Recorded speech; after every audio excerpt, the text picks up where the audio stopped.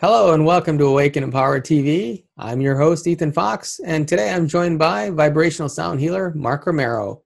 Now, Mark will be a presenter at our upcoming Awaken Empowered Expo this month, April 24th through 26th at the Met Hotel in Troy, Michigan, in the United States. And he'll be doing two presentations, one on Saturday, which will be a 2-hour event where he'll play guitar and talk about his life journey. And on Sunday, he'll be doing a special workshop where he'll be talking about that workshop in this interview, so you can learn more about what's going to take place there. I actually met Mark a couple of years ago. I found out about him and the work that he's doing, which is really incredible work in the field of consciousness and health and healing. And he was out at our last expo in 2013, which we also had here in Michigan, in Detroit, Michigan, actually. So we're really excited to have him back, and we do have a variety of other just incredible presenters at our upcoming event, and we now have a webcast that's also available. So if you want to join and participate at home, you can watch the whole, all of our keynote presenters from Friday night, from the musical concert introduction, and then we have panel discussion, Q&A, with a variety of our presenters Friday night, and then Saturday all day and Sunday all day with presentations will be streamed live to you in your home. And if you purchase the webcast for the weekend, you'll also have a 30-day opportunity to review that free of charge after the event is over. So in case you miss anything, you can catch up on it. And also in that 30-day review will be included all of the other classes and lectures that were taking place in simultaneous to the live event, because we do have multiple rooms with workshops and classes taking place at the same time as the keynote presenters are going on, and those will also be available for you to view at home as well for the 30 days following. So great opportunity for you to experience all of that if you're not able to come in person to this event. And but if you can come, we're looking forward to seeing you, and it's going to be another incredible event. And we're looking to possibly have the next one this fall sometime. By coming to our expo, you make it possible for us to do all the incredible work that we're doing in the world. Our expo is not just about education, although it's the education arm of our organization. We really are endeavoring to create positive changes in the world through all the things that we do, and the expo is just one manifestation of that. And by supporting our events and our programs and coming out to them or joining from home, you make it possible for us to launch our school for kids, or to put on other events like this, to change our community in a more positive way, and to improve the quality of media. So many projects we have going on behind the scenes, all of which are made possible by your participation in our various events. So please do join us if you can, whether in person or on a webcast from home. You'll be helping us to change the world. So now I want to bring Mark on the show with me so you can learn more about him and the incredible work that he's doing in the world. Hello, Mark. Thank you for joining me today. It's a pleasure to be speaking with you again. I wanted to start because I know we've talked numerous times over the past couple of years, but the audience on this show is very different from the previous interviews that I've done with you. So I wanted to start with a little bit of background about you, because you've got a really interesting history. And so I'd like to start with what early inspirations did you have to, now you're primarily in the field of, you're playing music, but using consciousness as a platform really to in that music. But was there an inspiration when you were younger to playing guitar?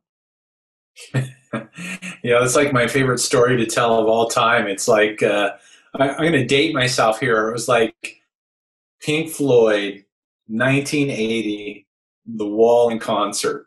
And I was in high school.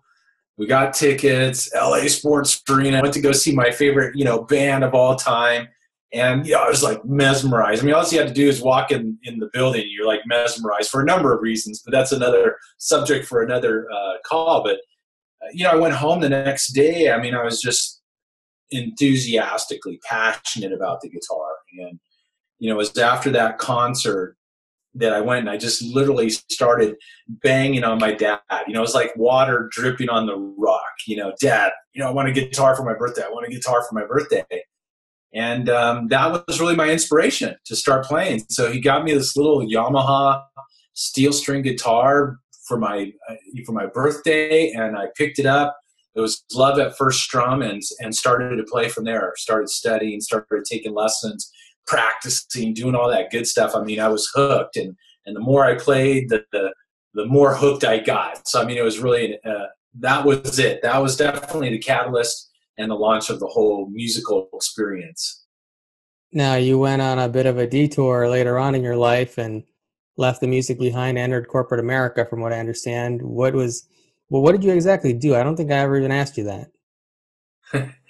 Well, the interesting thing was music never really left. I mean, it was there at 5 a.m. in the morning before I went to work, and it was there when I came home at night because my roommate played bass. I was actually in the high-tech arena for 19 years. I'm a former CEO, executive manager, sales guy. That was my bread and butter through those years.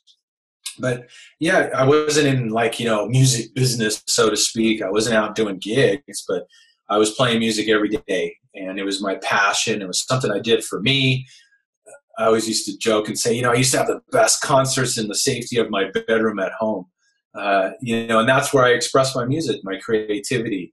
And having a roommate that played bass was definitely kind of an added thing, and we would just jam for hours. So even throughout all those years of my career, music was in the background, and it was a passion of mine. Something I did selfishly for me.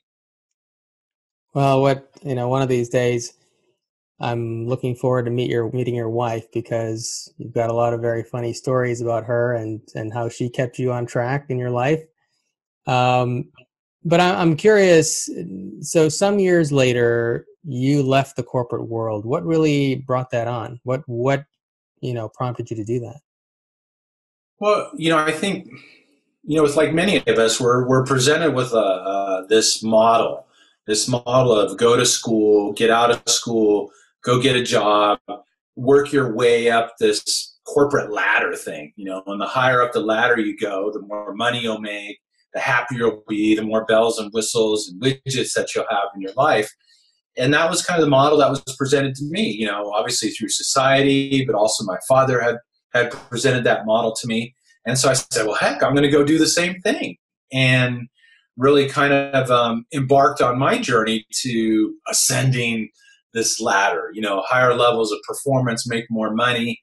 And here I was CEO, that's the top rung of the ladder. There's really no other ladder to go to. I had all the bells and whistles, the widgets, the home in Southern California, the shiny car.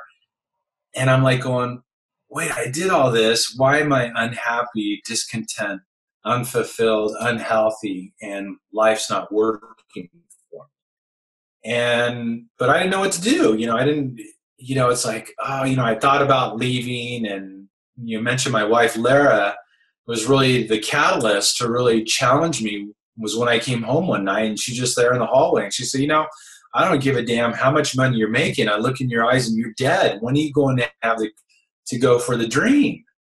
And I always jokingly say, like any good husband, I wanted to immediately find fault with what she said. But like any really good husband, you realize, dude, what's the point? You're wrong again. Just come to terms with it and really absorb that. And for me, she was right, because I had done everything that, quote, society said you were supposed to do to be happy. And I wasn't happy. And I felt like my life didn't have purpose and the meaning. And I wanted to go pursue my purpose. I wanted to take on Joseph Campbell's hero's journey, and go find out what I was all about, and to bring that forward and to make a positive change and a difference in the world. And that's what I did. And so shortly thereafter that conversation, I went in and told my partners, that's it, I'm out, I'm done, I'm leaving. I said, you can't pay me enough money to continue doing this anymore. And I left and began my hero's journey.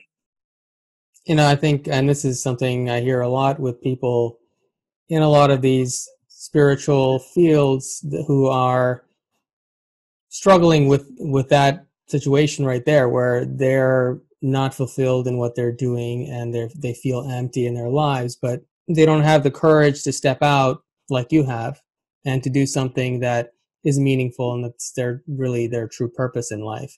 So how did you deal with that transition, and what advice could you give to somebody else who may be standing in that place? Because I know a lot of people are. Well, I don't know if it was so much courage or maybe a brief moment of insanity. you know, uh, yeah, I guess it was courageous. I mean, I tell people that, yeah, I tell them the kind of money I was making through my business and what we were generating. They go, you walked away from that? Dude, how did you do that? That takes some, huevos grandes, that takes some courage. And I just, I guess if I had to go back and do it all over again, I probably would have done it a little bit differently. But I think just based on my personality type and what I needed to learn, I had to make the jump. I had to take the complete leap of faith. And as a result, there's a saying that says that when you take the leap of faith, you feel like you're falling. And I felt like I was falling. And it took me years before I realized, no, I wasn't falling. I was flying. But it was scary. It was, I guess here's kind of the thing that really comes to mind is that we build our lives upon a foundation of beliefs. And when you leave to go pursue your purpose, your calling in life, it's like the very foundation you've built your life upon, everything whoosh, gets taken away. And, that can be a very terrifying experience, to have your paradigms, the things you built your life upon, all of a sudden they're not there anymore. Oh, political system, gone. Oh, this belief structure and that, gone. The key to happiness is this, gone. And it's like, wow, and you literally have to reinvent yourself. And, I would say, here's one of the big pieces is that, yeah, you've got to be true to your passions. If you're in a job right now and it's not in alignment with your heart and soul and your calling, don't necessarily quit right away. You have to start playing in the other avenue. You have to start bringing this passion and this calling out. I think one of the hardest things and one of the things I had to deal with was that it's hard to create from a good space when you're struggling financially to cover your responsibilities. Because, it's like I was married, I had one child and another one shortly on the way behind that. And, with that, there's a lot of that pressure that arises with, part of the programming of, you got to be a successful man, you got to bring home the bacon, you got to take care of the family, you've got to meet your responsibilities. And that was a big thing for me to process through and work through. So when I work with people now and kind of giving them some feedback, I always tell them, how can you start playing with one and the other? You don't want to get into that state of desperation. You don't want to get in that state where you're in a state of fear and you're broadcasting that. It's very hard to create out of that space. It's not impossible, but it's difficult. And so now I kind of tell people to kind of segue between bring your other expression forward. And then when you feel comfortable, maybe it's generating some revenue for you. If you want to go do that for a living, then you make the exchange. But the cold jump, it was something I had to do just based on my personality type. And quite honestly, the business that I was in, there's no way I could have done both. Though my old business that I was in consumed every bit of me. So in that sense, I literally really did have to make that shift. Yeah, I was kind of similar to you about 4.5 years ago, except I didn't make the conscious choice. My life sort of made it for me, where I just sort of jumped into a whole new life direction. And I was also running a business and very successful financially and had to take a leap of faith as well. So how long did it really take you, in terms of years, let's say, to get to a place where you knew you were heading in the right direction and you felt secure, not necessarily only financially, but just in general, you felt secure emotionally in the direction you're going? What's today's date? I would have to say, it's funny. I think a big part for myself personally, and I know people who, it's like, I guess I kind of jokingly say this, we leave, we want to go discover our purpose in life. And then when we discover our purpose, we're not so sure we want to be that. It's like, and that was really kind of the case for me, because when I left, music was not part of my vision. Healing and transformational work and consciousness work with energy and music was not part of my vision. Okay, I was very uncomfortable with that. I could speak in front of 1,000 people in the room, but put me in guitar in my hand and 2 people in the room, I became shy kid. It was a whole different level of exposure and terror, really.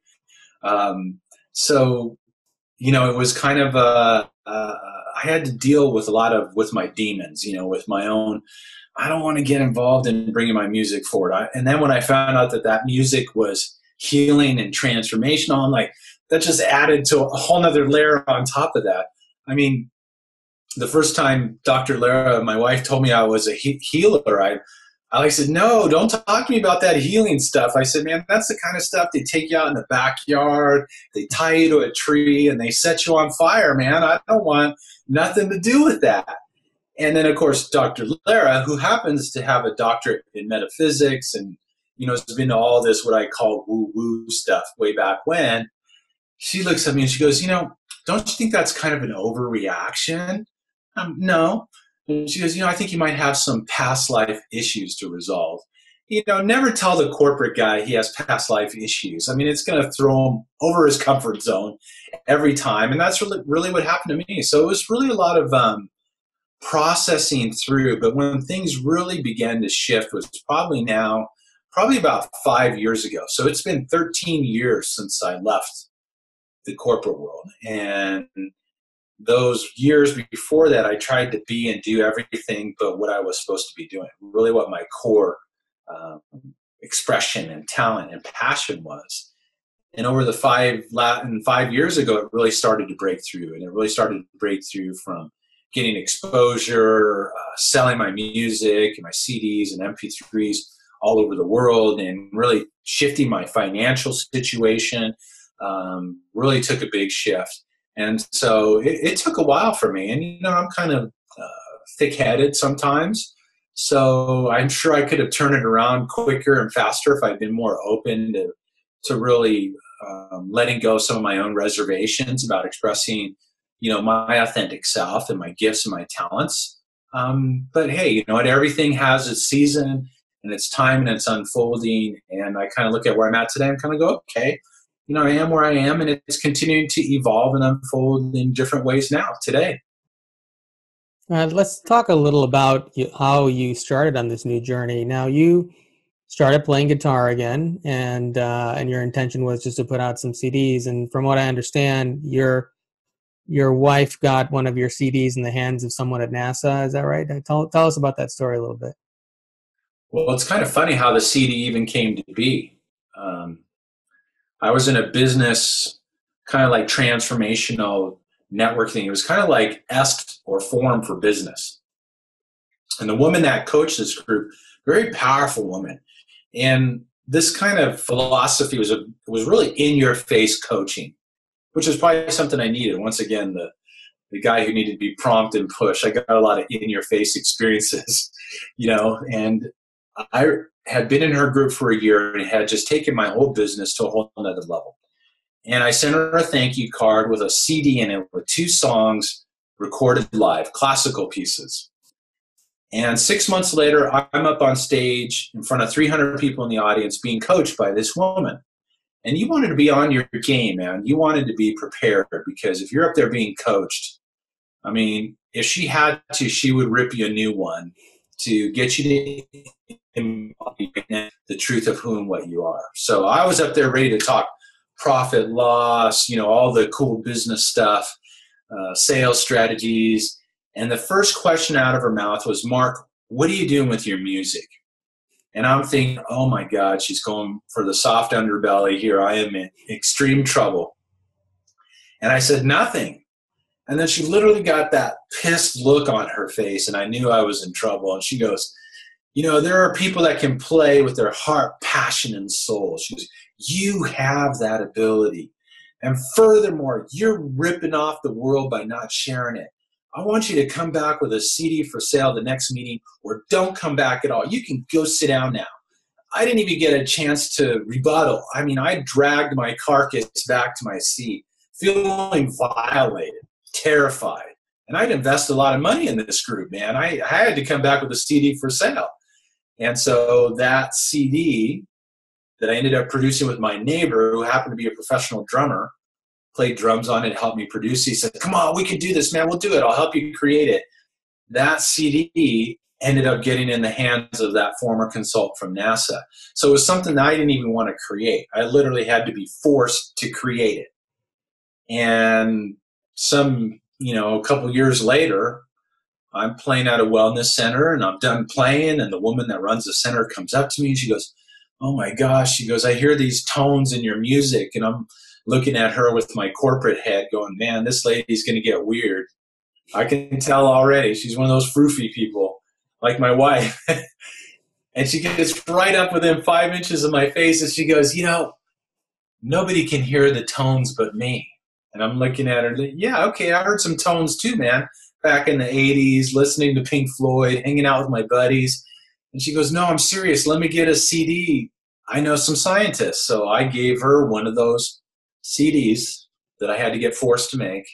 And that CD ended up getting in the hands of a gentleman through that wacky lady at the time, I thought, a former top consultant from NASA, who was looking at the implications of all the chemicals, the poor quality of food that we have in our society, all the disruptive waves being produced by cell phones. And back then, Wi-Fi wasn't even real big. I mean, Wi-Fi and smart meters and things hadn't really come to fruition that they are today.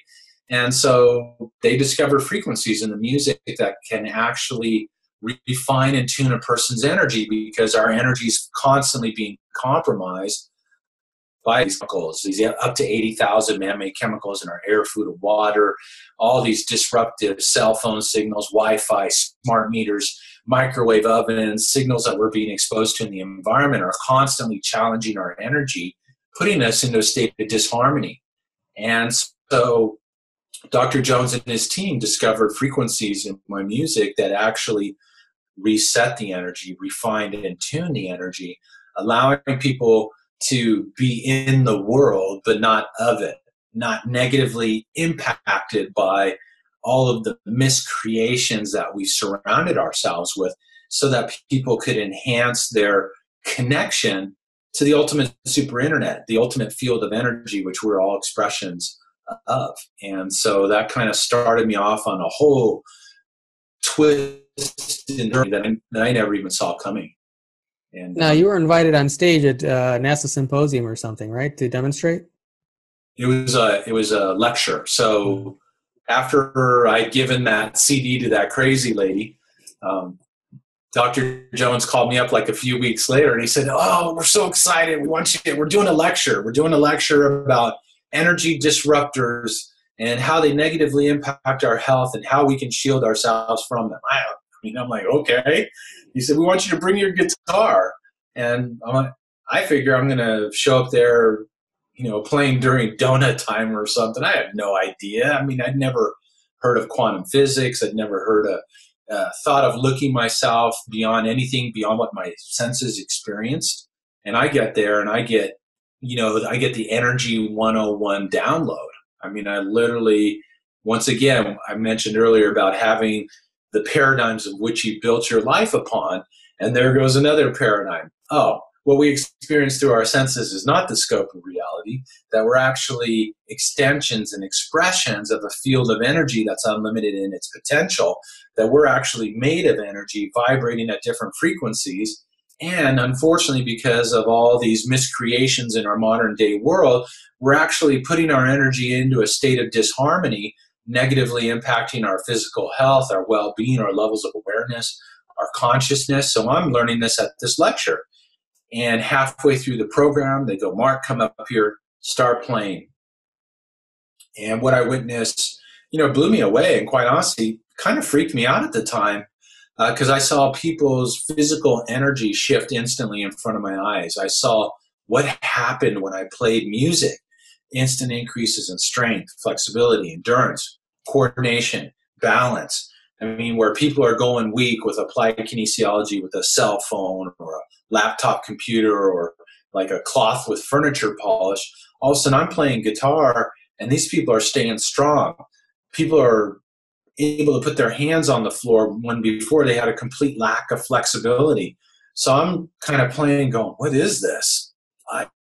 What does this all mean? I kind of went home that night with this sign flashing in my head: does not compute, does not compute. I mean, I went home. Lara, my wife, goes, "Oh, how was your event?" "Oh, it was fine." "Well, what happened?" "Oh, nothing. I just played music." I couldn't even explain to her what I had witnessed or what I experienced or what I had seen that my music was doing. So that's when it really came and hit me right upside the head that something was going on with the music, and really opened up the door for a whole new pathway, a whole new way to empower people on their journey through life. Now, I first found out about you through a telesummit a couple of years ago. I can't remember who it was now, but that was putting it on. But so I got your music soon after, and I saw one of the videos you had on YouTube where you were doing a strength test, and I thought it was fascinating. And I'm a very, well, I don't want to say very, but I have a healthy left brain, let's say, and You and me so. both. And so I decided I was going to test it out for myself and see if it was for real. And so I did a test on a couple of people, and sure enough, it held up. And so I started doing it in events. And now it's been a couple of years, and I've probably tested it on 300-400 people at least at my events. And I used to have your CDs for sale. Actually, it's funny. After I do the test, everybody wants to buy a CD, and but it's fascinating to me because I've had people on stage who, some of them were really strong guys and taller than me, and I can usually push them over very easily using a strength test, and it's unlike regular kinesiology, because regular kinesiology, I think, can be a little subjective unless you're really skilled at it. And Right. where there's really no question in my mind, because I'm using all my force to push a person over. And so what I found was, even little old ladies who were, frail and short and hunched over, I could push them over with pretty much one finger.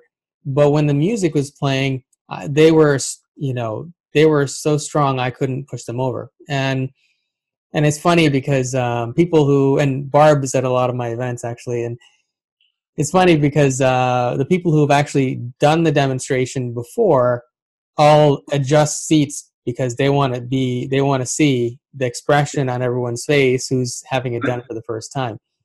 Because people just have such a bewildered look on their face, and they just can't believe that that kind of strength just came out of their physical bodies. And so it's been consistent and reliable, and it's amazed me because it's so reliable. So I'm curious, what exactly is happening there when I do this test while playing the music versus when I'm not? Well, if we think of ourselves being energy, okay. Dr. Jones, who was a scientist that was leading the study that I got involved with, he was the gentleman who ran the lecture. He said, we have a biofield around us, a field of energy that's the last field of energy before we show up in physical form. From there, our energy flows into our chakra centers, from our chakra centers out through our meridians, and that's basically the motherboard of our physicality. And he said what happens is that this biofield, because it's constantly trying to adjust to the chemicals in our environment and our food these disruptive waves being produced by fluorescent lights, our computers, our laptops, Wi-Fi, all these different things. It's constantly in a state of disharmony and being challenged. He said, so when the energy gets tuned, in other words, restored back into harmony on a physical level, he said there would be 5 physical factors that would be instantly increased: strength, flexibility, endurance, coordination, and balance. So what happens when you play that music, it tunes their energy, and with all those tests you've done, it happens instantaneously. It tunes their energy, and there's an instant physical shift in energy. And that's really what we're seeing. We're seeing the out picture on a physical level of energy and tune. Because remember, the physical body is an expression of our energy. And, we've gotten so used to being disharmonized, really. Being in a state of disharmony, we don't even realize that we're in disharmony anymore because we're so used to it. And so when you play that music, boom, it restores harmony, and that's where you experience that physical shift that takes place instantaneously. Now, I know that we use these in different environments. I've had actually at my audiences over the years, people in different backgrounds have used it. I actually used it. One of my first experiences with it was I was doing an astrology group, which used to meet every month through our organization. And so a few astrologers would come and the general public would come, and we'd just do we just advise people on what was going on in their lives. And so one of my friends, who is a brilliant astrologer, who happens to be very political, and so he was there, and we ended up on this sidetrack about the presidential election and whatnot. And I had your music playing in the background, but at that point, I hadn't told anybody what it was or who you were or anything like that. It just was lightly playing in the background.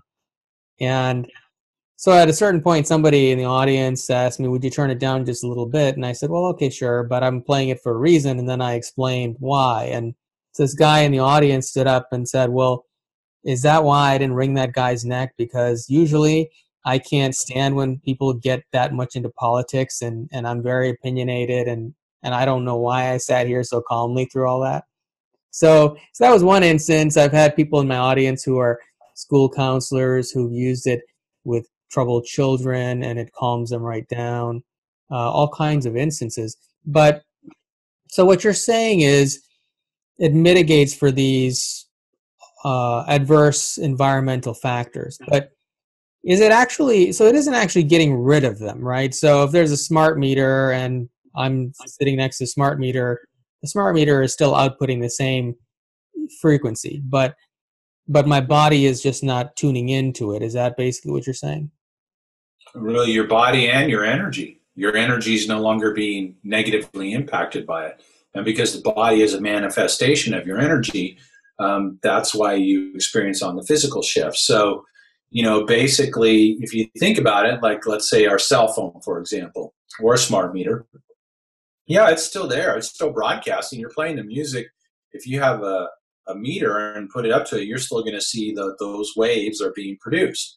And the waves don't go away. What we're actually doing, and this is always kind of the analogy I use, it's like, remember those old AM, FM radio dials where you had 88.5 on this end, you had 108.5 on this end, and all these frequency ranges in between. If we think about everything that in our world is, let's say, for example, being broadcast at 88.5.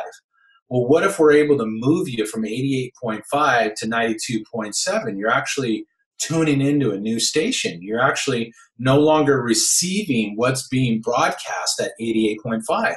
So in essence, really what it comes down to, and what people in the consciousness New Age arena love to call raising your vibration.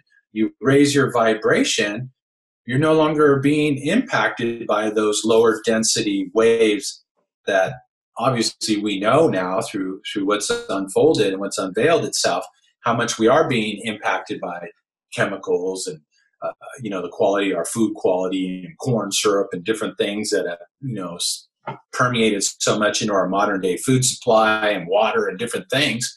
And I always kind of looked at it this way. I'm like, oh, well, we're not getting rid of that stuff anytime soon. So what if we just null and void its negative effects upon us? So for me, I just thought that, wow, that's such a cool possibility of, and it really kind of embodies that whole concept of be in the world, but not of it.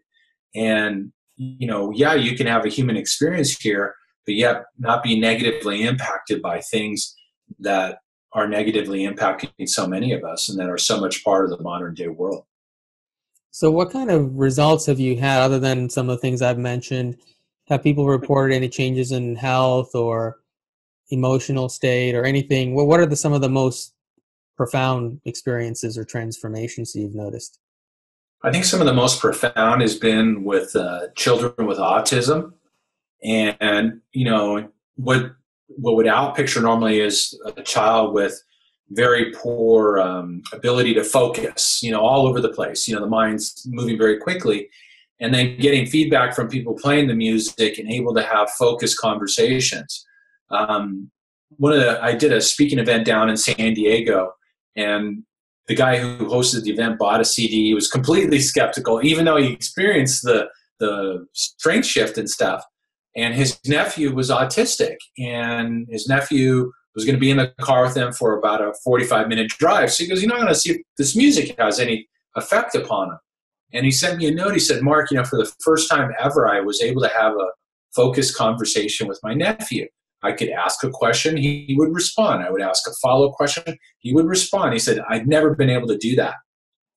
So he noticed an immediate difference. I started getting feedback from elderly people who were dealing with Alzheimer's, serious conditions, and seeing shifts and change, not only in their coherency, but also in their physical motor skills. Elderly people who obviously, were falling and things like that become a big concern. We're seeing shifts in their physical energy. Just in doing work with my father-in-law who had a mini stroke, he's had his vocal, his voice, his ability to communicate, his motor skills, all have been improved with working with this energy. So I started getting feedback really across the board. I even had a guy send me a note, said, dude, forget Viagra, man. He said, man, light some candles, play your music. He said, it was amazing. I'm like, oh, well, that's a heck of a testimonial. I'd have people who recover from surgery. I have people who played in the classroom, noticed a huge difference with their kids, being focused, doing homework. I have executives who play it in the office, or in stressful environments, helps them to keep their stress in check. I've had people say, forget road rage, kind of like the gentleman you were talking about with the political conversation. Traffic, let's face it, brings the best and worst out of us sometimes, and how people are more grounded and able to handle the stress of being in that environment. So really just across the board, and then it started to even change and metamorphosize from there when I started creating processes in conjunction with the music to really help people facilitate positive change in their lives. Have you ever done any kind of scientific studies, or has anybody done that with your music to try to understand if these adverse frequencies are still there? How are people experiencing these amazing results? The only thing that was what I got exposed to with Dr. Jones, they did some brain mapping. They showed this is your brain on a cell phone, and showed how it would actually cause disharmonious brainwave activity. And then how when the music played, how the brainwaves were still harmonious even with a cell phone being exposed. So this was some of the primary scientific information along with the physical testing. But I've never, been presented with an opportunity to really engage, in a full-on study where you have a publication put out at the end, which I'd love to do, and I'm always open to discovering those opportunities. As of this, it hasn't made itself available yet, but hey, I'm always holding the space for it. So in the brainwave study, the brainwaves while your music is playing, are they normal, or are they in some altered state, or what is the brainwave pattern exactly? Actually, it was interesting because it would shift the brainwaves into a harmonized state, and this was a state that they had identified with athletes in the peak performance zone. So, when athletes get in the zone and they're making every basket or whatever it is that they're doing, they're operating at a very high level. And their brains look a particular way. They're actually in a very harmonized state. And for the most part, most of us are running around with, brains in disharmony. And we wonder why we don't remember stuff. We wonder why we have challenges with our memory and our focus and our creativity and our intuition. So what they would notice, the biggest shift was that the brain would go into this harmonized state. And more importantly, it would maintain that state when the brain or the person, the individual, was being exposed to energy disruptors in the environment, where as opposed previously, it would put them into even more of a disharmonious state. So this was the big shift that they saw that actually took place, was that you could maintain harmony, once again, an out picture of our energy, your brain, even in the midst of being exposed to all the modern day things that we've surrounded ourselves with. Now, I know that some years ago you started making the transition from the realization, at least the realization, that your music wasn't exactly the conduit for this energy, but the energy was in itself something that stood alone. And there was an interesting story you shared when I spoke with you before about the crackers in the park. Can you tell that story? Yeah. Well, once again, good old Dr. Lara, man, pushing my comfort zone. Love my wife, but there are times when you just like, you shake your head a lot, It was funny because I'm at home one day and she's at the park picking up the kids from school. It's 2 miles away from here.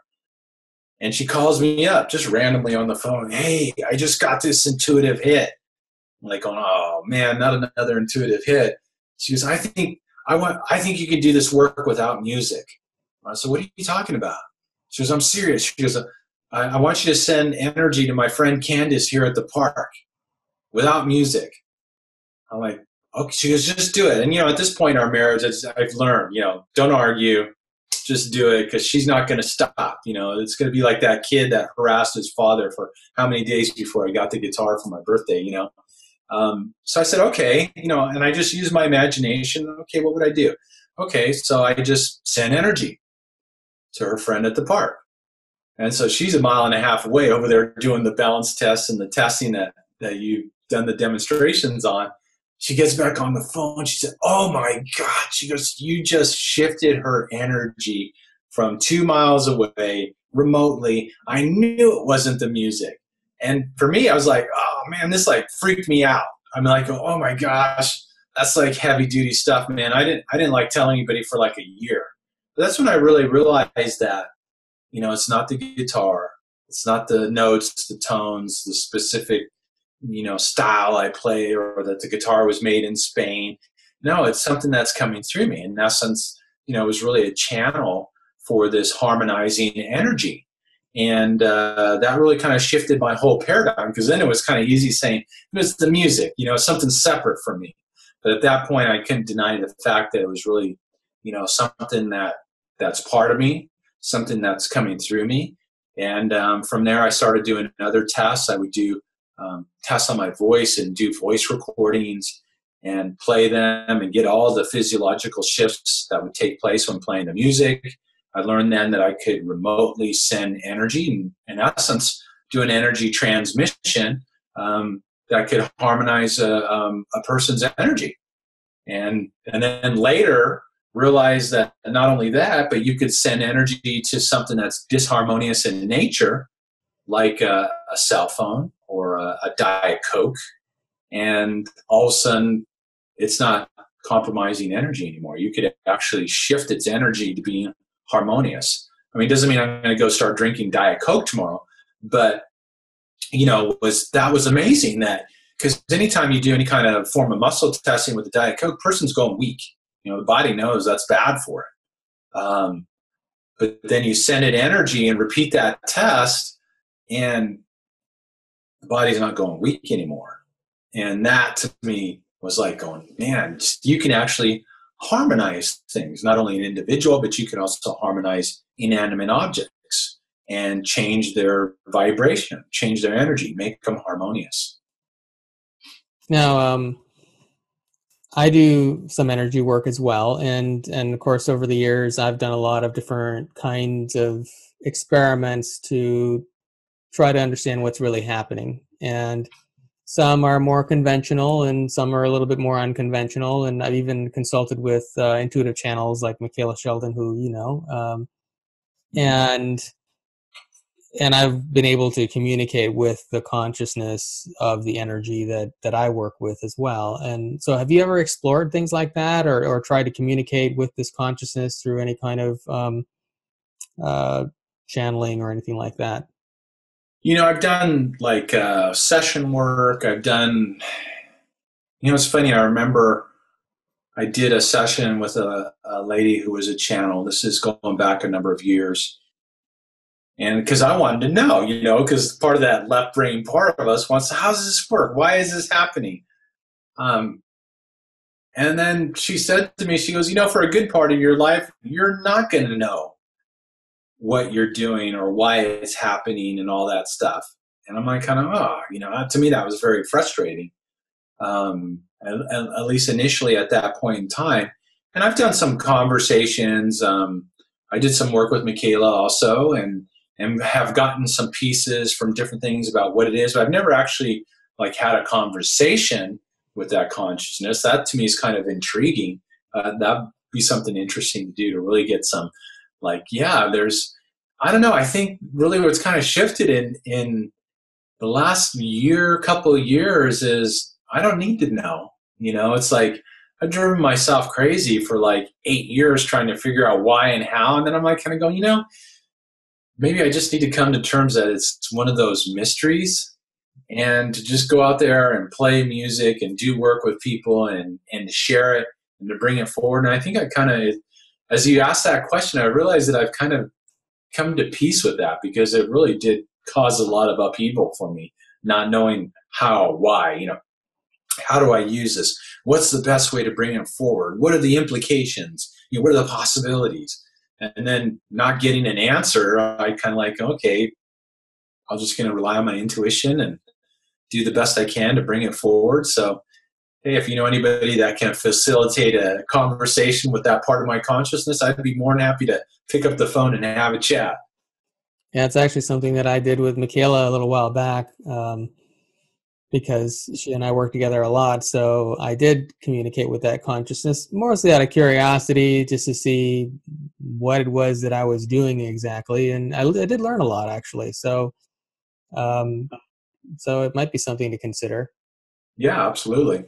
Now, Well, there's always a part of us that wants to know. yeah, And I'm curious. I can't help myself. and it's funny because I remember I did a session with a lady, and she told me something that I thought was very interesting. And she said, she goes, it's like you're taking a fifth dimensional concept and try to squeeze it into a third dimensional mindset and world. And she goes, and that's why you struggle with it. I'm like, oh, well, that makes sense, And I think with that, maybe initially there's a little bit of frustration, but maybe a little bit of peace kind of came out of it. Kind of, okay, maybe I won't know all the answers. Maybe I won't know all the secrets, but meanwhile, I'm going to rely on my intuition and how I'm guided to bring it forward and to make that available for people. But there's always that part of me that wants to know more. Absolutely. Now you're going to be at our Expo this month in April in Michigan in the United States, and you're doing a workshop there and a lecture. Now I'd like to know what that workshop is about, and specifically, I want to come back to a workshop that you taught some years ago where a lot of really interesting stuff happened that I know you don't really like talking about too much, but are That's you? not the case anymore. Yeah, well, good, very good. I remember when we first talked about it, I was trying to talk you into teaching that class for us at the last Expo. But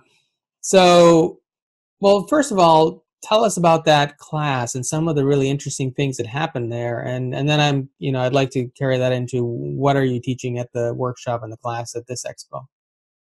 Well, it's funny because I started doing with the evolution of this work with the music, I started doing session and healing sessions with people. And I started taking people through processes, and I started doing different things with these people to help them to shift their energy and stuff. and really some in-depth work. And I got this, once again, an intuitive hit. I see, I think I can activate this frequency within others so that they could work with this energy. And I had done some work with some people, and I verified that on some one-on-one occasions. And I would actually take their voice recording, for example, and their voice would shift the energy, just like my music did. So I'm like, oh, cool, man. I said, I think I could do this on a group level, and teach a group of people, activate this frequency within them, but also teach them how to express it. And so I wasn't sure I could do it, but I had an intuitive thing that, yeah, you can do this. So I got invited to speak at an event. I said, I'm going to offer a workshop, 2-day workshop. And I put it out there. I had 15 people, 20 people sign up. And so to me, I'm like, okay, this is cool. So it was 2 days. The first day they come in. The very first thing we did is I had my little portable recorder. I went around everybody and I had them introduce themselves and why they were there. I then took that recording and demonstrated right then and there. First day, morning, day one. Nobody's voice shifted energy. Okay, I did all the demonstrations, demonstrated my voice, how it shifted. None of their voices shifted energy. So the first day we went through really the activation process and took them through it. Day 2, first thing in the morning. They all come in the room. I take that same recording that I recorded the day before the whole program began. And everybody's voice shifted energy. I mean, that right there twisted minds because, well, wait a second, we recorded that before the activation process and everything that we did. How could that be? Well, there is no time on an energetic level. There's just the present moment, so the mind is what creates the perception of time. And so we're like, oh, wow, that's heavy. And then on day 2, I taught them how to energize things, how to actually send energy to raise the vibration of their food, their water, we did all kinds of experiments. We energized text. So you could send an energized text from one phone to another and have that phone shift energy then. Once it received the text, you could energize a landing page on a website. I mean, these aren't even tangible, touchable things. View that web page and the person's energy shifted. Go to another web page, it goes like turning on and off the music. And one of the guys energized a flashlight, and anything he shines that flashlight on, gets energized. He was like energizing his plants at home with the flashlight. I would jokingly tell him, I'd say, hey, I go, I know you're energized, shining that flashlight on your wife in the middle of the night. Going, what do you do with that flashlight? He goes, we're laughing about that. But no, I mean, even a quartz crystal, which obviously is broadcasting a frequency already, and you could point it at something and it would energize it. And I think one of the coolest tests was we energized a light bulb. Okay.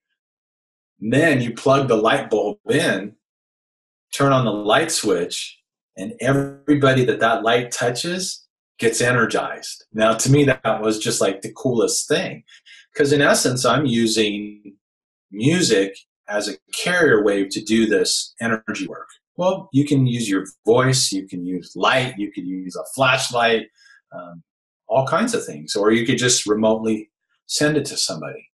And I even did session work with people in Shanghai, in China, on Skype, and energize them. And there's somebody over there doing the tests with them and stuff. And they're like, oh my God, that's like amazing. You could like send energy to the other side of the world through Skype instantaneously.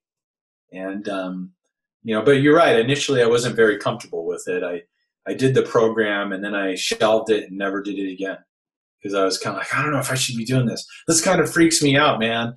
And it's like, part of the process of stepping through and really, becoming comfortable with the work and working past my own inner barriers to expressing and doing stuff that I didn't really want to get involved in the first place. So as far as Detroit coming up here in a couple weeks, in the workshop's really going to be a great opportunity to really do some in-depth work. We're actually going to open the window within yourself, within ourselves, to whatever it is that you need to be let go, whatever lower density energy that's not supporting you, that's out picturing in your life as a physical health challenge, as a disharmony, maybe not making money, or maybe struggling in a relationship, or not being able to get a good job, or whatever it might be, and an opportunity to actually let go and release and dissipate that energy out of your field.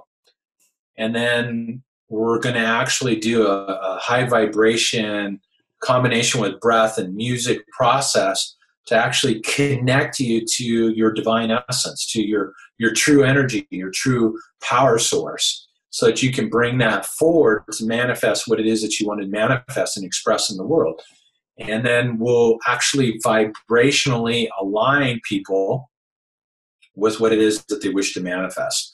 When your energy is in alignment with your dreams, your passions, and your desires, the outer world will begin to start reflecting back and bringing you the pieces to bring that vision to fruition. So what we want to do is obviously enhance that experience. And so it's going to be a very interactive program. We're going to have an opportunity to work together. And I'm also going to energize anybody's portable electronic devices that they might have, so that they can use their cell phone and not challenge their energy in the process. Because obviously we can't play music all the time, to keep our energy in tune. For the most part, I mean, we ought to go out in the real world, and sometimes it's just difficult. Well, there's a way that you can, raise the vibration of your iPad or your cell phone, and where it no longer negatively impacts your energy field. So it's really going to be an opportunity to heal, to restore harmony, to let go of some things that aren't serving you anymore, actually create physical healings and healings in your life, and then to really enhance that connection to your energy so that you can utilize that energy to manifest what it is that you want to manifest. We all have dreams, we all have passions, we all have desires of what it is that we want to create, and we want to enhance that.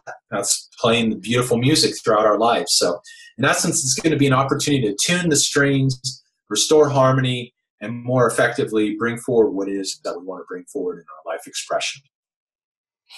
Now, getting back to the whole how the voice affected people's now, how did you test that anyway? Was it a strength test you did, or how did you test that the voice recording that was made prior to the class didn't shift their bodies before, but it did shift their bodies after the class?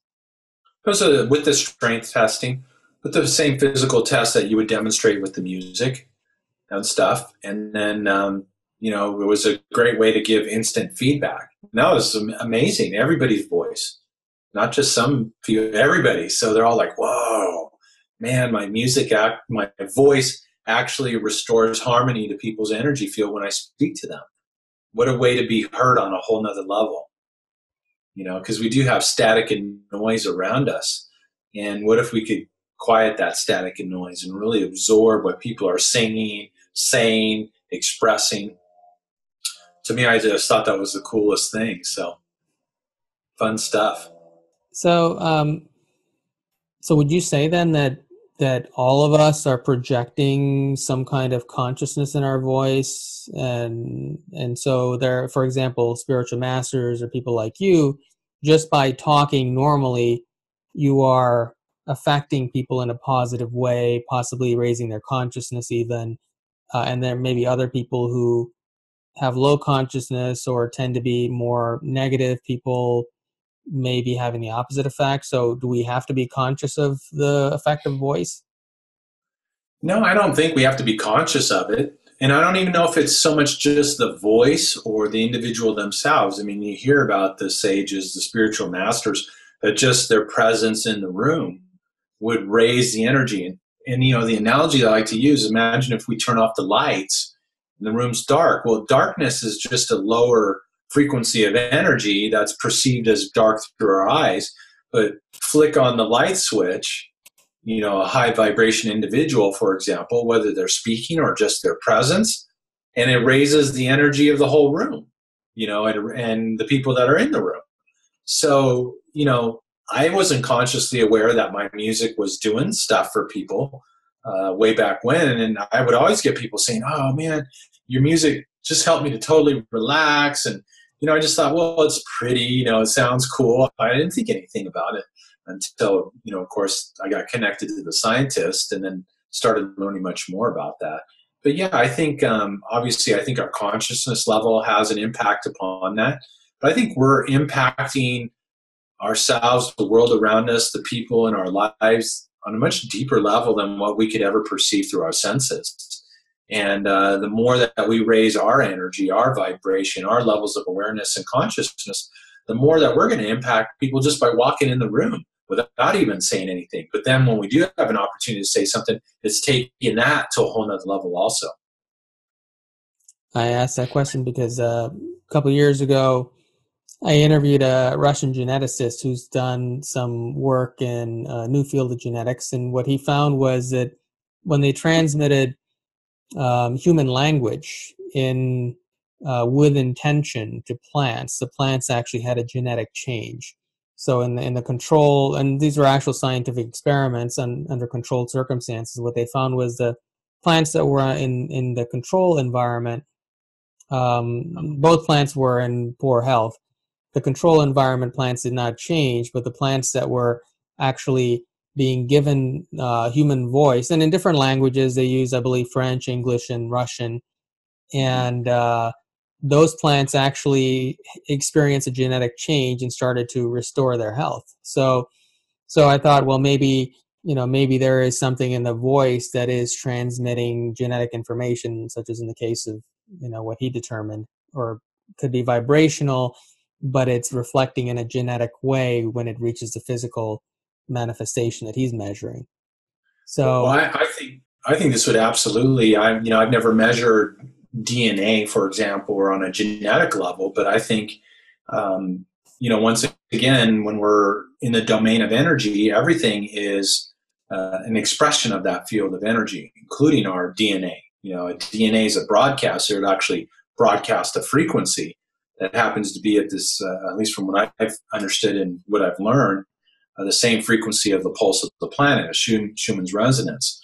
And that we want to get tapped into that frequency. Once again, because of all this static and noise in our modern day world, we've literally disconnected ourselves from the pulse of the planet, from the quantum field, and we're suffering the implications because of it. So it's kind of like, yeah, I could be the best guitarist in the world, but if my strings aren't in tune, it's not going to matter. I'm not going to play beautiful music. I'm never going to be able to create what I want to create because I'm in a state of disharmony. And so we wonder why the world is the way that it is. It's time for all of us to tune our strings. It's time to restore harmony in this world. And I think it's completely possible to restore harmony in a world that's disharmonious in nature. And this is what, I'm learning, what I've learned from others, other people are tapping into and bringing forward, is that, we have the ability to create change on some very powerful levels. So it's exciting to be in it, involved with it, and be part of it. Are you familiar with Sam Esmanagich at all? The name sounds familiar, but I'm not overly familiar with the work. He's going to be at our expo, so you'll have a chance to meet him. He's the archaeologist who's in charge of the excavation project of the pyramids in Bosnia. Right. And I interviewed him a few weeks ago on the show, and we talked about the Schumann resonance, and he was talking about how the Schumann resonance has increased dramatically over the last 20 years or so. And he said the reason for that is because of electromagnetic fields and more cell phone towers and smart meters and so on. And it's increased to where our bodies really are not in harmony anymore with that. And we can't connect with that Schumann resonance because of all these adverse fields. But one of the things he said was that they've actually been able to use testing equipment to test the various frequencies in the pyramids. And he found that when you go underneath the pyramids, and they've got caverns and so on underneath the pyramids, the Schumann resonance is exactly perfect.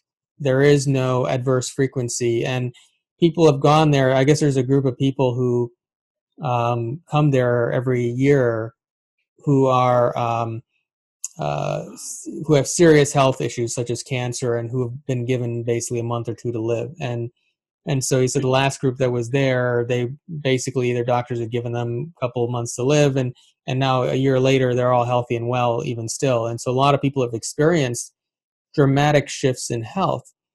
And so I guess the reason I brought that up is I asked him, well, for the rest of us who have to live in the world and don't have a pyramid in our backyard that we can go under to experience and connect to Schumann resonance, what do we do?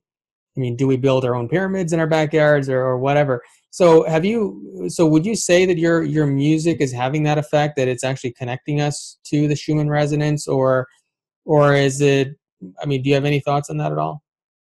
Well, I think, if you look at Schumann's resonance, which is really the pulse of life, the pulse of the planet, that the quantum field itself, I think that's really what this has really come and made itself known to me and to bring out to the world, and why it's important to move past my own inner resistance and stuff like that, and to bring this forward to help and assist in that, reconnect us. One of the analogies I love to use is like, we've kind of like made our technology to be like us. We've tried to mirror ourselves through our technology. We have our computer. Our computer connects to the internet via a wireless connection. Where is the internet? The internet's ones and zeros on servers out there in cyberspace somewhere. Well, we have a wireless connection to the ultimate super internet. And what happens when you get too far away from your Wi-Fi router with your tablet or your laptop? It stops to operate how it was meant to operate. You're no longer able to access information and download it to the system to be able to experience and have it work properly. And I think that this is what's happened with us as a result of not only, the Wi-Fi and cell towers and different things, but also the chemicals in our environment, the limiting thoughts, beliefs, and perceptions that humanity holds on a very deep level. I mean, all of these things disconnect us from that. And I think really the task at hand is to reconnect us. And what can open up as a result of that? Like you said, healing, awareness, expansion. I think the possibilities are endless. And so I think it's an essential step that really needs to be brought forward to enhance our energy, reconnect ourselves, get connected to the truth of who and what we are, and access that power that's within us to change the world, transform our lives, and to really bring our unique expression forward. I have sort of a maybe philosophical question, although you may have some actual experimental results that would answer the question as well. Getting back to the result that you had where the voice that was recorded before the class actually shifted after the class was over, suggesting that time doesn't actually exist in a linear form as we perceive in our physical third dimensional awareness. So if that's true, then would it be safe to say that if we are evolving as physical human beings and our souls are evolving in a linear lifetime, like right now, I'm older now than I was 10 years ago, and I've had different experiences now than I had 10 years ago in a linear timeline.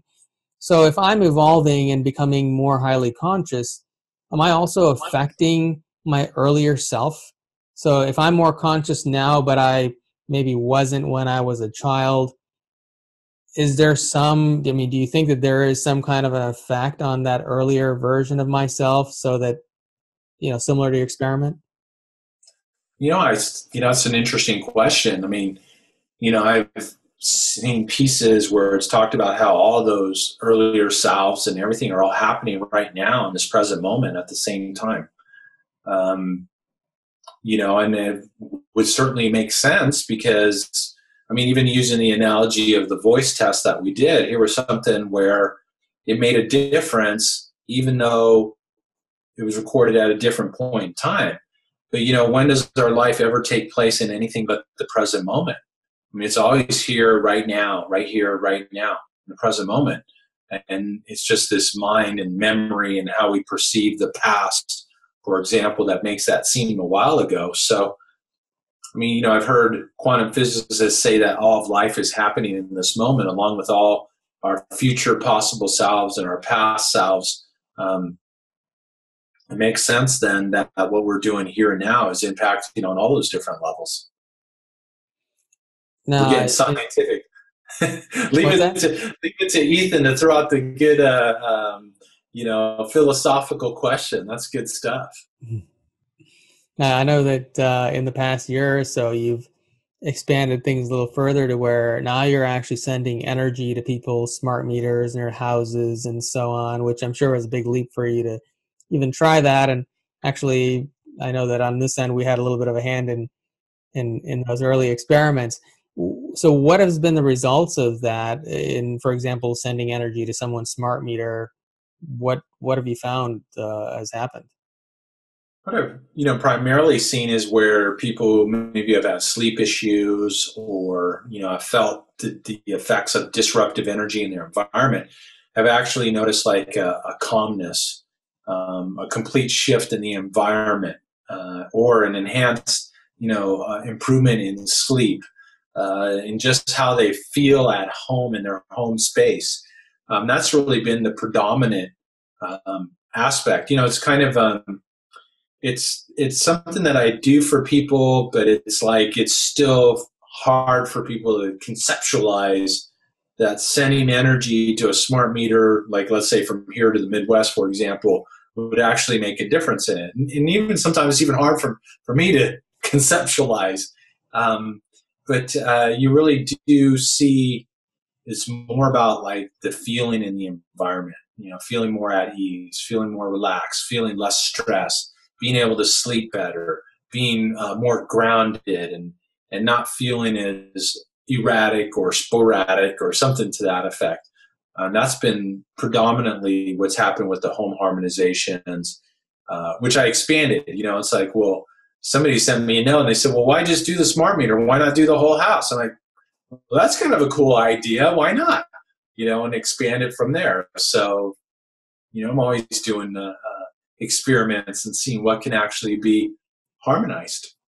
Now, I know with the music, the effects go away when the music stops playing, right? At least, I mean, I used to play it, and I haven't more recently, but which actually I've been thinking lately I need to start doing it again. But I used to play it in my house 24/7 for probably the year and a half since I first found out about you. And but I still found that when I turned the music off, the effects on people went away. Now, I don't know, since I was living in it all day long, if there was some permanent effect on me or not. But have you found at this point that the music has a permanent effect? And if not the music, do these other things, such as when you're sending energy to somebody's house or smart meter, is the effect permanent, or does it have a certain lifespan? Well, it seems that inanimate objects like a cell phone, like a smart meter, seem to stay energized forever. People, however, do not, for whatever reason. For whether we think of stuff or, we're out, we're involved, we're moving, we're being exposed to different things in the environment. I remember Doc Jones used to tell me, he said, heck, all you have to do is go walk on the concrete floor at Costco and you'll throw your energy out. I just thought that was interesting, that a concrete floor would do something like that. So with people, it's a little bit different, but what I've seen with, like cell phones or portable devices, the first cell phone I energized was about 4 years ago, and it's still energized today. And so that's about the oldest thing, that an inanimate object that I've energized. And it's still producing a vibratory effect. The music is accumulative. I think what I've seen happen is that people start playing the music and they start expanding their awareness. They start looking at life differently and say, gosh, maybe I shouldn't, eat McDonald's anymore, or, fast foods, or probably shouldn't be saying company names, but, fast foods or whatever, or drinking sodas and stuff. And they start having shifts in their perceptions and going, maybe I had to eat more, raw foods and stay away from, gluten and bread and stuff. And, so I see an expansion like that. So I think myself personally, I think there's an accumulative effect, kind of like if you take a cloth and you dip it in a dye, you do it multiple times and it will begin to hold more of that color as you do it over and over and over again. So, but predominantly with the music on and off, you can definitely experience a big difference. Absolutely. And that's why I've developed other solutions, as far as a pendant and stuff to be able to keep your energy in tune, whether you're playing music or not and out in the environment. So, do you have any new projects that you're working on with regard to that, or any new CDs that are coming out soon? Well, I'm working on really what's kind of evolved in the last year from a musical standpoint is music in combination with process work. And that's been really powerful on helping people shift disharmonious energy and, have healings in their life. And really have combined kind of a really cool protocol to take people through steps to evolving their life and moving their energy to a whole new level. So that's really exciting, and that's going to be coming out in product form. I have a pendant that I had earlier versions of it, but I have another pendant now that is, synchronized with the frequency. Now I'm looking at actually a high vibration, interestingly enough, yoga mat, where you get on the yoga mat and it's like turning on the music. So what yogi would not kill for more strength, flexibility, endurance, coordination, and balance. So I'm just trying to come up with unique ways to bring the energy forward, make it available for people, and do it through things that we use on a regular basis, like a pendant. One of the other ideas that we're working on right now is an energized water bottle that will actually raise the energy of your water that you have. You drink it, and as a result, you're energized. And so water holds the frequency wonderfully. And when you drink it, you're actually in a harmonious state for quite a period of time after drinking harmonized water. Actually, that's an interesting point you made, because a couple years ago when I first found out about your music, I through our Flower of Life organization, we started putting on our very first yoga classes. And so we had a yoga teacher, and so I'd never taken yoga before. And so I started taking this yoga class, and we played your music in the background. And I was, I didn't know what I was doing, but I got all these compliments from people because I was getting into these postures that a brand new student wouldn't necessarily be able to get into or sustain for a period of time. But for me, it really didn't feel like it was a challenge. And so, it had to be the music, I think, that was making that possible for me to do those things.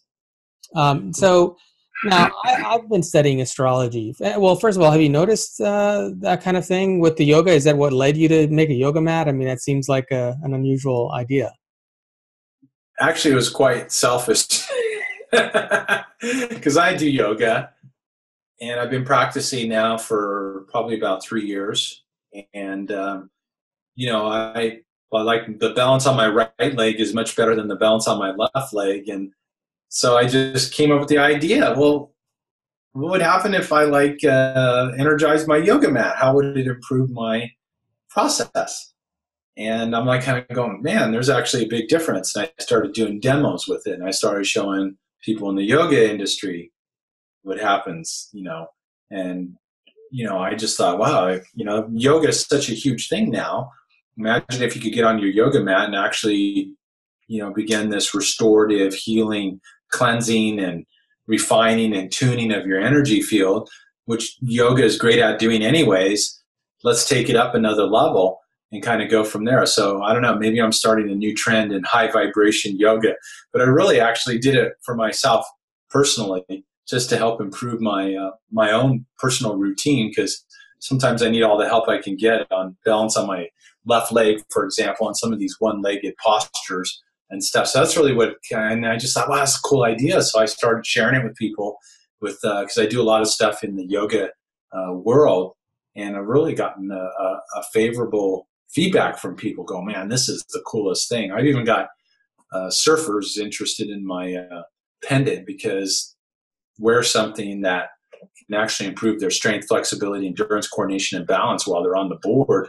What surfer wouldn't want better things? So I'm just looking for, I guess you'll appreciate this, creative, covert ways to get the energy out into the world in a way that, where it doesn't matter if their level of awareness or understanding of quantum physics, energy, consciousness really comes into play. And I think that's part of the beauty of the music too, is, you don't have to understand what the music does to get its benefits.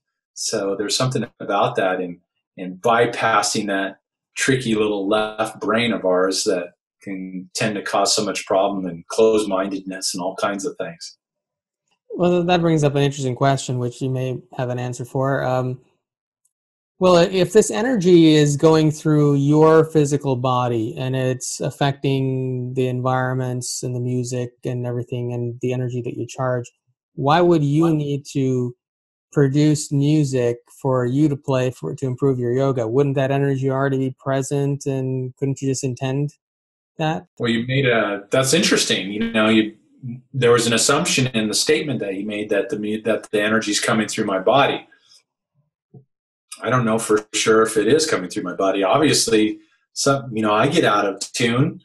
It's like, it's interesting because I've been doing an experiment, and because I have a pendant that I wear. Okay, that keeps me energized. But if I energize my yoga mat and it's energized, I have my pendant on, and then I energize my bottle of water, it's like it still takes my energy to a whole nother level. So I don't know, that's like one of the mysteries. It's like why wouldn't it? And then so I'm thinking, well, heck, why don't I just send energy to myself? Then I don't have to worry about the mat, I don't have to worry about the pen, I don't have to worry about the water. And I think maybe this is part of the thing where we get to deal with, there's still that belief factor that comes in for people. And what we believe and perceive is generally what shapes our experience. And I've probably been my own toughest skeptic. So, I've had to really work through my own belief structures about this work, and believing in my music. And that's why when you said earlier, how long did it take you really to come to terms, with your work and everything? I go, well, what's the date today? It's still in process, and really, and it's funny because I think one of the things that's really just shown up here recently is really embodying my music as such a primary vehicle to convey this work. And, it's like I would try to do everything but the music. I'm going to go become a speaker, or I'm going to go, do coaching work. And it always comes back to the music. It's like, okay, all right, enough. The music, okay, I'm cool with that. It's been a process. So now I've been studying astrology for 21 years now, and I've come to realize that sometimes there are things going on a planetary level that are more intense, and so at different times we're at different levels of pressure, and sometimes we may handle certain pressures better, but other times if it's more intense, we don't handle it as well. Now, have you found your music to be, or even the energy that you're working with, to be consistent? What I mean by that is, does it always balance a person out, or are there times, for example, during full moons, people go a little crazy anyway, right? So has it been consistent to, no matter what the environmental influences are that might throw a person off ordinarily, that it works every time, or does it vary depending on how intense those influences are? It varies what depth of work you're doing. Okay. So it's like, for me, the most easiest ways is just push play and play, boom. We have those physical shift that takes place. We harmonize the environment. But when you start working on the internal energy and what's involved with that, that's when it's a whole different level. That's where we have to work through people's own inner resistance. I've had clients that I do work with who will literally like sabotage showing up on the call. It's like, oh, this happened or that happened. And this usually comes to the point where I know that we're getting into some of the meat. It's like 6 weeks into doing this work, you're going to start encountering some of the deep resistance. And then I've seen where, impact of the environment impacts them on different levels, makes them more open to the work or not open. That's been the only time I've seen it, when we're getting into I call it the deep work, the nitty gritty work. Harmonizing the environment seems to work no matter if it's a full moon or what's going on. Getting into the internal stuff, the internal environment, is where it becomes more complex, more sometimes can be more complicated, and also more impacted by the environment and different things going on. So do you think, let's say I'm playing this music like I was all day, every day, 24/7. Do you think that I reach a certain level of growth that is possible with that music, or is it a continuous evolutionary process? Have you ever thought about that? Actually, I have. And I think, we're never done. I always kind of figure this, man, until somebody's able to turn water into wine and walk on water and heal people from the dead, and stuff, bring them back from the dead and stuff like that. Hey, you know what? We've got work to do. There's more evolution to unfold into. Plus, just kind of the nature of the universe itself is that it's never done. It's never done expanding and unfolding and evolving. And I think we're never done. I think that's why we get to deal with our challenges. That's why we get to deal with our humanity as we go on our path. There's that old, I don't know if it's Zen saying, before enlightenment, chop wood would carry water. After enlightenment, chop wood would carry water. You still get to deal with the stuff of being on the edge of human life here. And so I think no matter where you're at in a level, we do want to rise above that static and noise. We do want to be as harmonious as possible in our own life expression, because, back to the analogy of the guitar is itself, but if it's not in tune, you can't play beautiful music. You can't create what you want to create. You can't express yourself to the level at which you want to express yourself. And with the guitar, I have to tune it all the time. And I don't think we're ever done tuning ourselves. I don't think we're ever done removing disharmony. We get exposed to things all the time. And, we were talking earlier about how we're influenced by other people's energy, thoughts, and beliefs. We're constantly being exposed and bombarded by things. So I think it really is kind of an ongoing process. And at least I've never felt like a point where I've reached it. I've reached the summit. I think when we think we've reached the summit, we're in big trouble. And then all of a sudden life will kind of go, oh, guess what? There's another range of mountains behind that summit that make that summit look very small. So I've just come to terms with the fact that I'm always going to get to work through humanity and continue evolving and expanding and unfolding.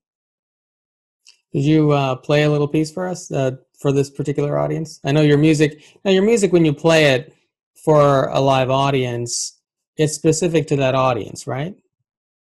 Somehow? It depends. It depends on the level of the work, once again. Like when I'm in Detroit here in a couple of weeks, I'm going to be playing music specifically for the audience, with some very, powerful mantra pieces, to some really integrating some powerful frequencies into people's energy field. So love to play. In fact, this is kind of cool because I've been experimenting. I know you're an experimenter. I'm an experimenter. And so a lot of stuff has come to me lately about tunings of the guitar and some of the history around 440, which is 440 is what we all tune Western music to now. It was actually a standard that was set back in 1953, but really started being involved before that, about moving from 432 to 440.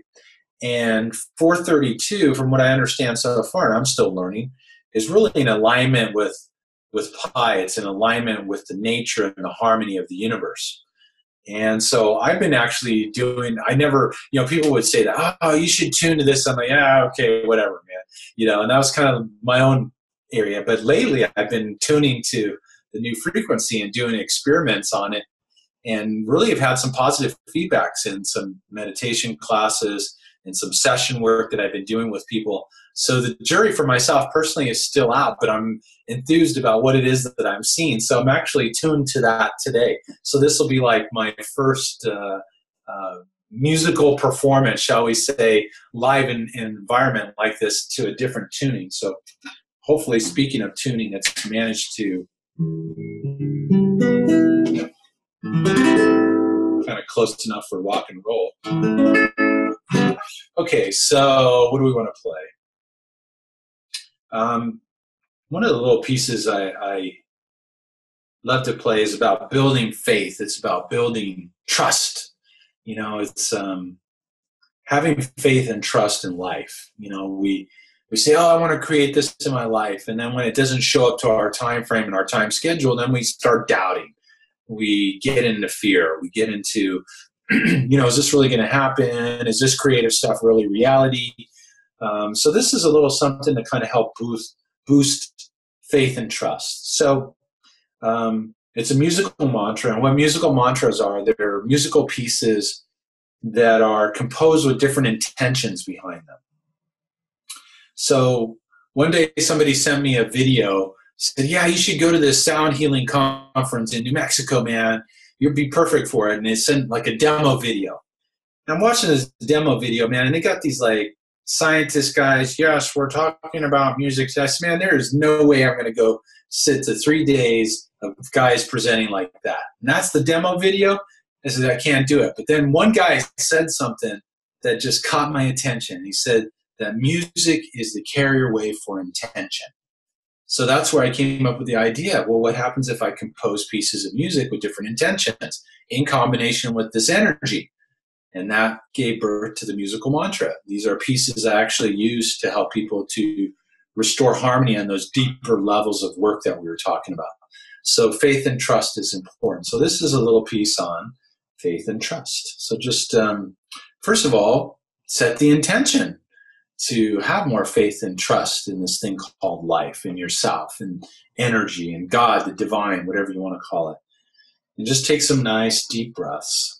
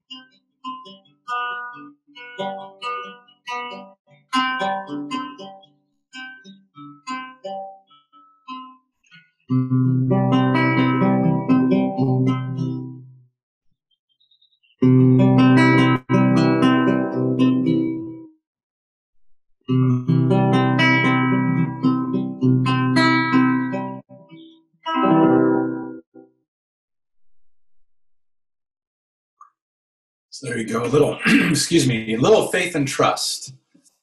Thank you for that. Can you explain in a little bit more detail what you meant by the 440 and 432 for those who are not familiar with that? Well, all instruments now are tuned to 440. If you get a guitar tuner, it's tuned to 440. If you tune a piano, it's always tuned to 440. So actually, the Germans in World War II came up with this concept and idea about tuning music to 440. Now, supposedly, I don't know about this. I'm still in the process of researching that 440 is actually disharmonious in nature. So I was looking at if you expose people to disharmonious music, what are the implications of that? So 440 is supposedly disharmonious in nature, but if you go back in time before, 432 was what music was tuned to previously. And this standard was adapted in 1953 through like the British, whatever, consortium of music tunings, or I'm not sure what the heck they're called, and decided that 440 would become the standard. So literally everybody tunes their instruments to 440. But if you go back to the indigenous instruments, like the didgeridoo, for example, it's 432. And that the nature of the universe itself is tied to this frequency of 432. Perfect pi, the very nature of light and everything is tied to this frequency. So supposedly if you tune to this frequency, that the music is more harmonious in nature. It reconnects you to that essence, that field of energy, the truth of who and what we are. So I've been experimenting with it to really kind of see, what are the implications? How does it impact the healing qualities of the music? How does it impact the work that I'm doing with people? And it's kind of exciting. So far, I've seen really positive results. So I'll continue to play with it, literally, and see what comes out of it. So you don't currently have any music out that's tuned that way, correct? Just some of the stuff I'm creating now. Mm-hmm. And I think that, and this is kind of my response, has been, the energy that's coming through the music is very harmonizing in effect. And I think really what we were seeing was where it was harmonizing that disharmony that's being produced by 440. So that's why I'm like, well, what happens if the guitar is actually tuned to 432? How can that impact things? So we'll kind of see with it. It's different. It really sounds different to me.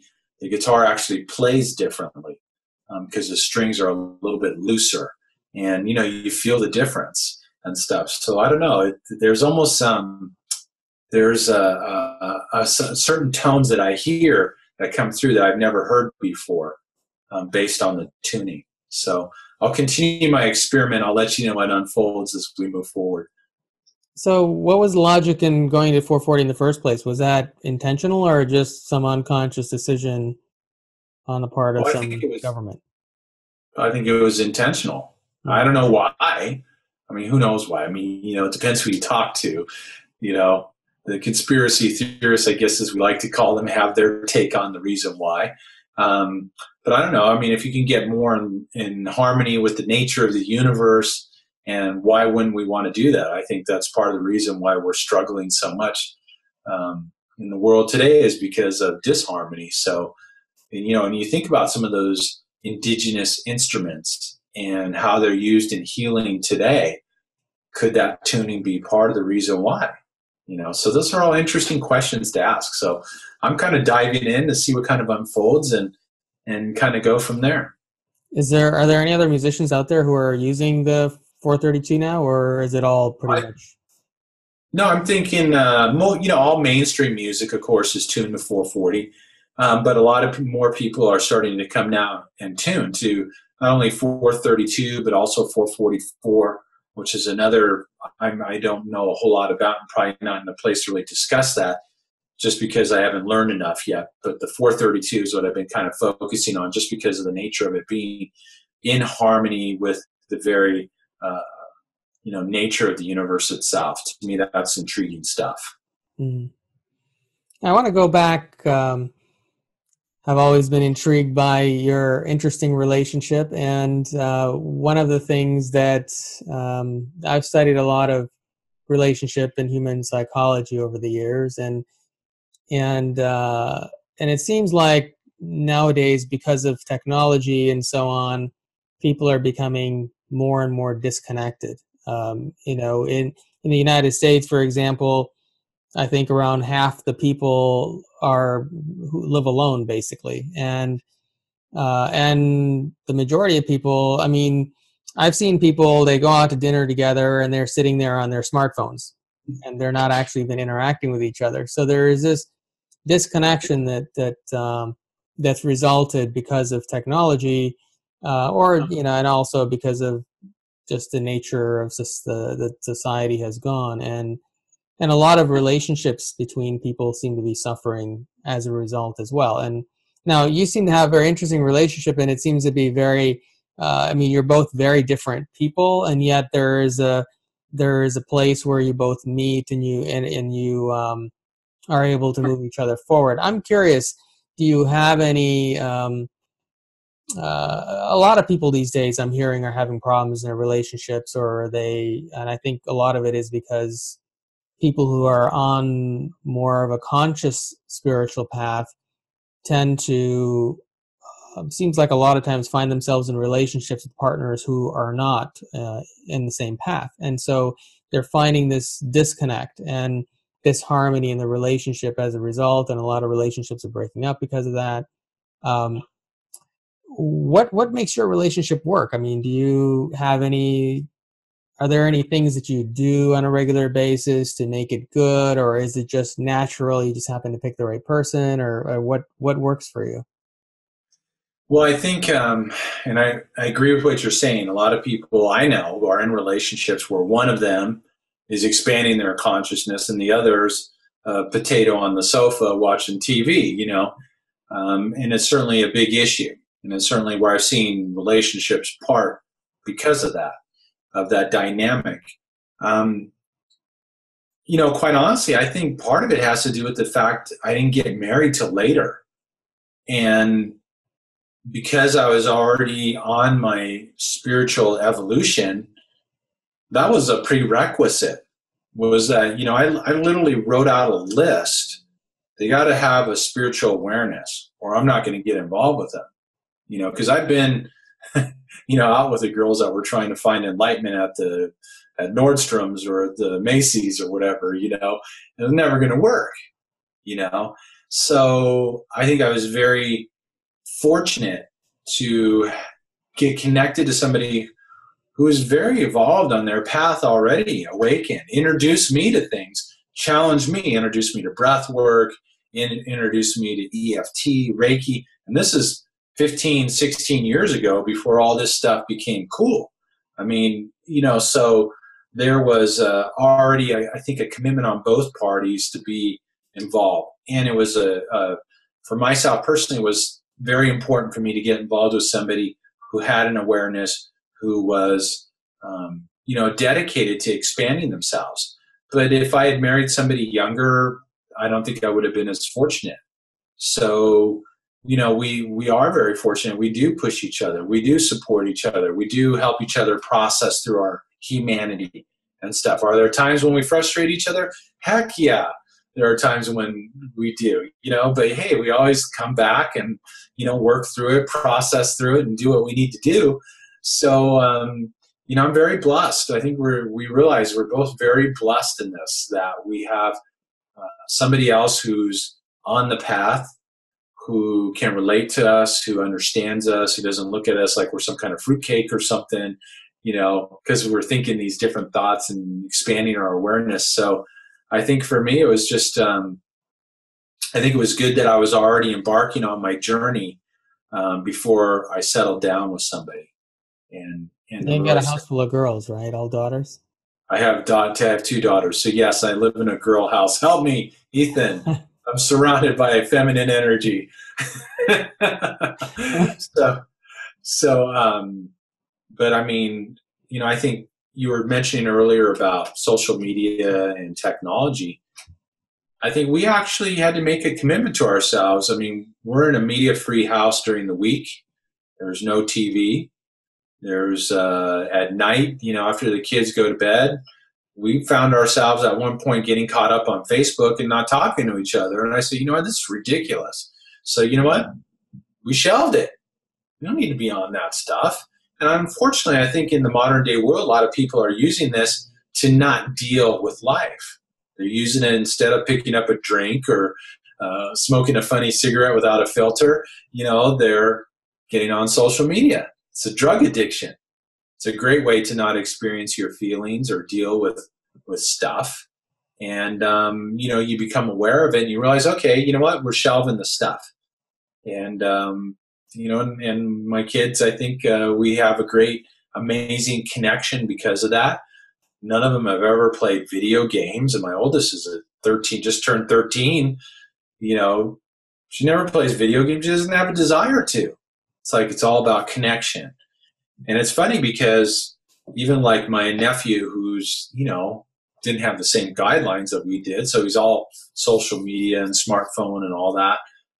And I'll never forget, he texted my wife, Lara, a couple times and Lara responded back. And then he goes and tells Mom, yeah, Aunt Lara and I had the best conversation ever. And they exchanged 3 sentences on text, small sentences. And I said, that's a conversation? That's kind of sad. Technology is great, but we need to be conscious of how we're using it. It gives us the ability, people like you, people like me, to take my work and get it out in the world in ways that were not possible 20 years ago. But there's also a point in time where we can abuse it too and disconnect ourselves as a result. Yeah, it's interesting what you're talking about. I don't know if you're aware, but there actually have been scientific experiments done, and they found that receiving a text message, for example, stimulates dopamine production in the brain, just like smoking a cigarette or any of those other things. Like video games do the same thing. So there is a positive reinforcement that we have in the brain to doing those sorts of things that's very similar to other addictions. Interesting. So I'm curious then what your perspective is on the world as a whole from your observations and the work that you're doing and the people you're interacting with. I mean, do you think with we are at supposedly in an age of enlightenment, or at least we're heading toward now an age of enlightenment. And yet if you watch the mainstream media, which, I'm with you, I don't really watch TV and haven't watched conventional media in decades at this point. And actually, other than this TV that I just got for the studio, I haven't owned a TV in about 25 years. So I'm sort of with that same conversation. But for those people who actually participate in those things and watch the mainstream media or read the mainstream news, it seems like there is a lot of violence and a lot of negative things going on in the world and not a lot of positive. So if you were to pay attention to that, it doesn't seem like we're heading in a positive direction. But what's your observation of that, and what's your opinion? Do you think that we've really shifted to where there's no turning back to a darker future, but we're really heading in more and more of a positive way? Well, I think we're heading into more of a positive way, but I also think people like you and me got a lot of work to do still. I can't say like, oh yeah, we're out of the woods or whatever. No, I think, and this is why it's more important than ever for people to step into bringing their authentic selves forward, their authenticity, and expressing that into the world, because that's the catalyst for change. That's the catalyst to shift the energy. I think we have a lot to do still. I do like statistics, though, where I see that less and less people are watching news stations and traditional news and going, oh, this is like BS. People are going, this isn't true. And I love hearing that stuff. I think that's great. I mean, we need to break people away from that. We are amazingly powerful and have the ability to change this world if enough of us become awake to the process and realize it. I mean, imagine if all of us woke up one day and said, you know what, I don't think I'm going to eat fast food again. Well, what would happen to all fast food places? They would be gone, and, I think this is a potential, but yet I think we've got a lot of work to do still. There's a lot of people who are plugged into the matrix and aren't quite ready to be unplugged yet. So it's a work in process. But, I think there's a shift that's taking place. I mean, I was just talking to somebody today, and I had a conversation with a Fortune 100 technology company about coming and doing sound healing work in that environment. And that conversation would not have been happening 10 years ago, because that would be just way too out there woo-woo stuff, But now a mainstream technology companies open to looking at that. To me, that's exciting stuff, and so I think there is a definite shift. There's a definite movement that's taking place. People are asking questions. People are questioning things. People are becoming more open to things that they weren't before. But we have work to do still. So where can people find out about you, your music, or you're going to be at our expo coming up this April 24th through 26th, and so they'll be able to come see you there. I assume you're going to bring some of your pendants and other products with you to sell as well? I'll bring my bag of tricks with me, my goodies, so to speak, and doing session work with people there. I'll be working with one-on-one with people there, and really looking forward to it. It's always a pleasure to hang around with you and your cool team. Well, for the most part. No, I'm kidding that. I had to throw that out just for the sake of some people I'm harassing without even saying their names. But no, really looking forward to coming out and being part of it. And just because this is part of the movement. This is part of what needs to be brought forward to create the shift and the change that we need to create. So looking forward to that. Best place to always find out more is through my website, which is markromeromusic.com. That's Mark with a K, Romero music.com. And Facebook, Mark Romero Music. Another great place to be able to connect and learn more about energy and music and how just playing a piece of music can create change in your life. So those are probably the couple of the best ways to get in touch. So any final words of wisdom or inspiration for our viewing audience? I think the key is just to, keep moving forward, keep learning, keep evolving, keep unfolding, fall down, brush the dust off, get up, keep moving forward, and just be committed to your evolution and bringing your authenticity forward and expressing your purpose, the passion that's been encoded into your DNA, the very fiber of your being, and have the courage to bring that forward. That's your music. That's what you come here to express. That's what the universe wants to express through you. And that music, all of us, you playing your music, me playing my music, people, bringing their gifts forward, that's what's going to create the change. That's what's going to continue this momentum that we want to continue to move forward. And just to be committed to that process and to smile while you're doing it. Well, it's a pleasure as always having you on my show, and I'm looking forward to seeing you again in person in just another couple of weeks here. And don't forget your winter coat. Oh, come on. You better have that snow melted, man. A southern winter coat, what is that? Well, the snow is melted, but you never know what to expect around here. So I have been warned. All right, Mark, I'm looking forward to seeing you soon. All right. Thank you. Thank you for joining me for another episode of Awaken Empowered TV with Mark Romero today as our special guest. Next week, I'll be joined by Pete Hendrickson, who is the author of the book Cracking the Code, which delves into the United States Internal Revenue Service tax code, what it means for us, and how we can empower ourselves to take control of our finances. It should be a very interesting show. I'll see you then.